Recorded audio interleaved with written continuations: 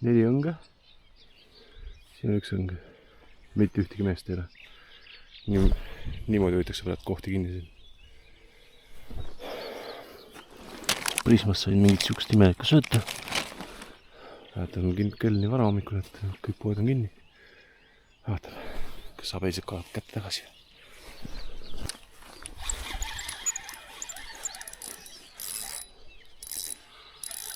Ussi peale.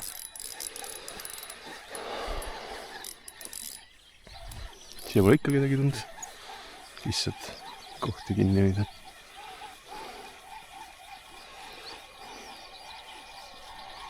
Ei ole ilus.